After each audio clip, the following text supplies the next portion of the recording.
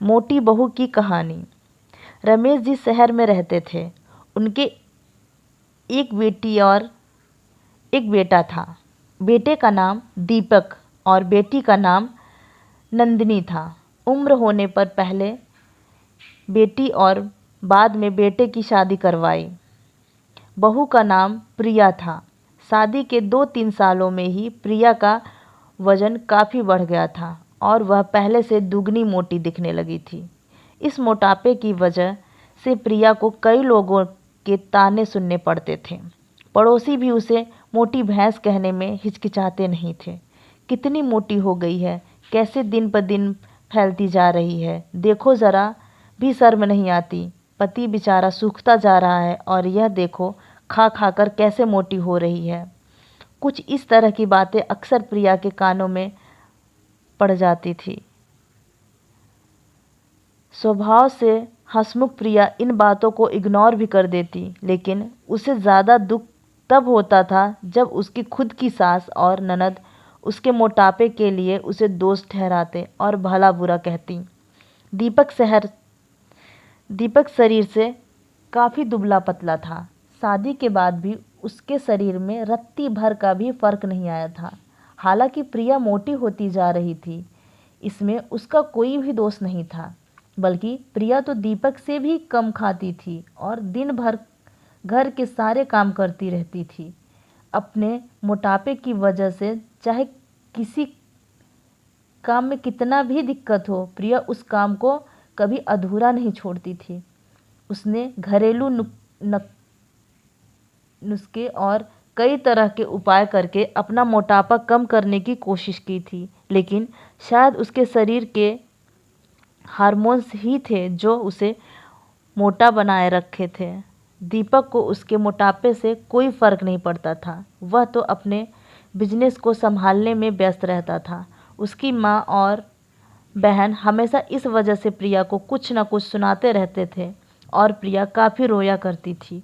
प्रिया जब भी मौका मिलता अपने पति से इस बारे में बात करती थी और कहती थी, अपनी माँ और बहन को समझाओ, मैं मोटी हूँ, इसमें मेरा क्या दोष है। पूरी दुनिया मुझे कुछ भी कहे, मुझे फ़र्क नहीं पड़ता, लेकिन जब मेरे अपने मुझे भला बुरा कहते हैं तो मुझे काफ़ी दुख होता है। ऐसे ही दिन बीतने चले गए।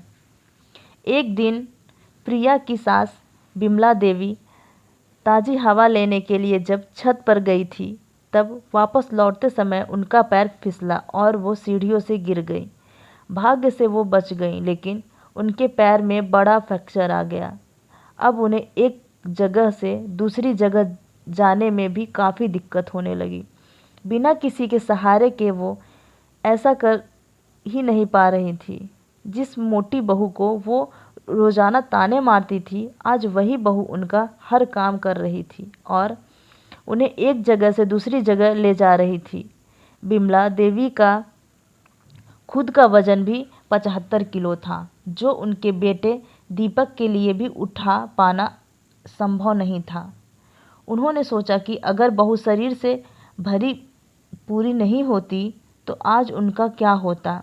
बिमला देवी को प्रिया के साथ किए गए अपने बुरे बर्ताव के लिए पछतावा होने लगा। उन्होंने एक दिन मौका देखकर इस बात के लिए प्रिया से हाथ जोड़कर माफ़ी भी मांगी।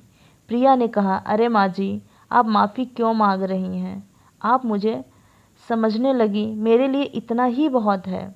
उस दिन के बाद से बिमला देवी ने कभी भी प्रिया को उसके मोटापे की वजह से एक शब्द भी नहीं कहा, बल्कि उन लोगों से लड़ जाती थी जो प्रिया को मोटी कहकर उसकी बुराई करते थे। प्रिया की ननद राधिका भी इस घटना के बाद उसे इस विषय पर कुछ भी ना कह सकी। खुश मिजाज प्रिया अब पहले की तरह ही सब कुछ भुलाकर खुश रहने लगी।